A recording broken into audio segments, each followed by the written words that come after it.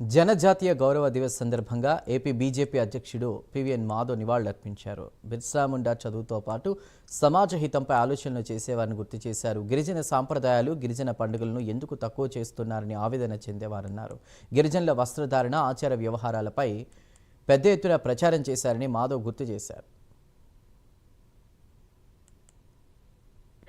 అందరు గిరిజనులతో పాటు అందరూ కూడా ప్రజలందరూ కూడా ఆయన తప్పనిసరిగా ఆయన ఒక పోరాటం స్వతంత్రం సంబంధించిన ఏ విధంగా ఆయన ముందుకు తీసుకెళ్లాడు, ఆయన సంబంధించిన అన్ని అంశాలు కూడా మనకి ప్రేరణ కలిగిస్తాయి. ఆ విధంగా మనందరికీ కూడా స్ఫూర్తిని కలిగిస్తాయి. కనుక అటువంటి మరుగున పడిపోయిన ఒక జాతీయ వీరుడిని బయటకు తీసుకురావడంలో మన ప్రియతమ ప్రధాని నరేంద్ర మోడీ గారు ఒక పెద్ద భూమికని అవలంబించి ఆయన యొక్క ఏదైతే జయంతి ఉందో నవంబర్ 15 దాన్ని పెద్ద ఎత్తున చేసుకోవాలని చెప్పి ఆ విధంగా జనజాతి గౌరవ దివస్ అని చెప్పి జనజాతులకి ఒక గౌరవాన్ని దక్కించిన వ్యక్తిగా ఆ గౌరవ దివస్ ని పెద్ద ఎత్తున చేసుకోవాలి.